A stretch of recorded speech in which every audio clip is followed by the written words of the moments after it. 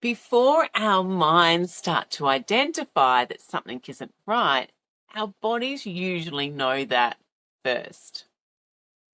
In this week's Weekly Wisdom, I just want to explore a bit about our body wisdom. So, stepping away from how many of us have been trained, it's all about the mind, it's the doing, it's not about the reflecting and the connecting with our inner wisdom. Well, let's change that. If you, like my past, are very much focused on achieving, taking action, and working very much in a masculine energy state, it's probably a really good time for you to start stepping out of that as a permanent state of being and creating some more balance where there's more feminine energy available to you. And what that feminine energy looks like is actually being more intuitive, connecting more with how our body feels and responding to it. When it says, I think you need to rest, that doesn't mean we keep pushing forward and soldiering on.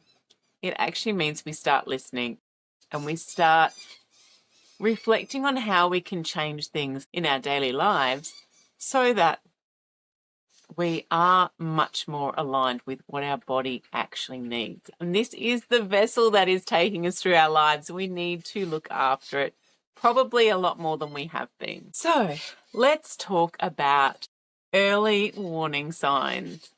Now, if you are like me, you've probably spent most of your life ignoring these things, ignoring your body wisdom, and just trying to get things happening, because that's how we were trained. When we can start to slow down and we can start to bring our awareness back into our body and start noticing what's going on, we can start to realize what's happening, whether that is the triggers behind an emotional response, whether that is why we may not be feeling at our best or why we're not as productive some days as opposed to other days. It also means that we're more likely to pick up when things aren't going well in our bodies, whether that is a form of dis-ease or just an underlying misalignment. We're then in a position where we can take action. Now, I guess just as a follow-on for this is if you do have a feeling that something's not right and you're not feeling listened to by doctors or medical practitioners, is to keep trying until you find someone who will listen. The first voice isn't the only voice, and I think sometimes we get caught up in, because someone is a doctor or a specialist, that they know everything there is to know about us, whereas in actual fact they know everything there is to know about whatever their area of specialty is or their general practice.